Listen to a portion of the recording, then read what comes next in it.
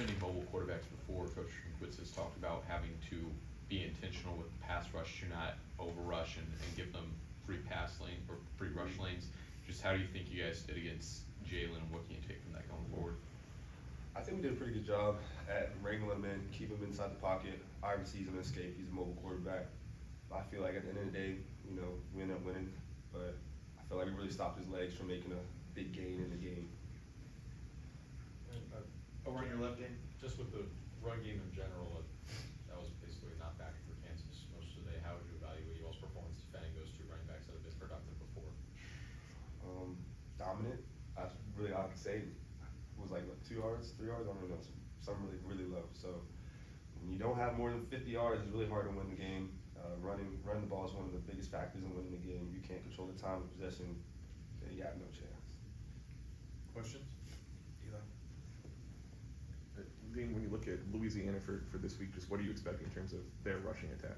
I've seen, they said they had 2 pretty dominant running backs. Mod said they have the ability to break out at any time, so we just got to be ready, stop the run again and just play physical. Same mindset. Back over on your left? David, Josiah Trotter's drawn a lot of praise these first couple of games he's ever heard about. Fall camp performing well. What have you made of his first couple of games?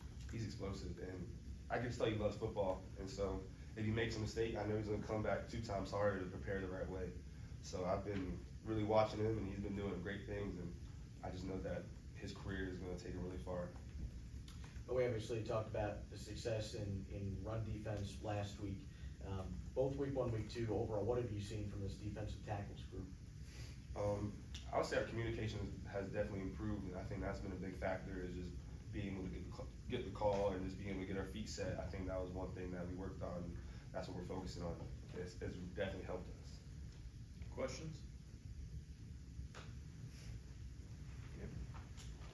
Damon, in a week where you guys are getting a lot of praise and a lot of outside people seem to start taking notice, the theme in here seems to be everything that's not good enough and needs to be fixed. Is that kind of how you guys are approaching this week? I think we're aware of the good things we did. You got to pat yourself on the back a little bit because, need it, but got to be aware of all the bad things you do and get it off tape. And I think you got to ignore the outside noise because only week 3, so much can happen. So we just got to focus on us. Back to your left, Dane. What's it been like playing with Zion Young? Not only has his performance been praised, but his character as well, not for the whole defense, but both sides of the ball as well. Me personally, I love Zion's energy. It brings me energy. I think it brings a lot of people on the team energy. And he's 265, comes to the edge, speed and power. And that's just a great player to play with, knowing that you got someone on the edge who's coming off just like you. He's not coming off the ball slow. He's trying to go get the quarterback. It's a good feeling to have. Stay on that side. David, you talked about getting the bad things off tape. What were some of those bad things, and how can you improve on them throughout the season? I think we've seen some things where coverage, we messed up a little bit on coverage, that was it. But, besides some small little issues, it doesn't take much. It takes maybe 2 meetings and a walkthrough to get it fixed. So I don't think it's much. I think it's just little small things we got to clean up. All right. Thanks, Damon. Thank you.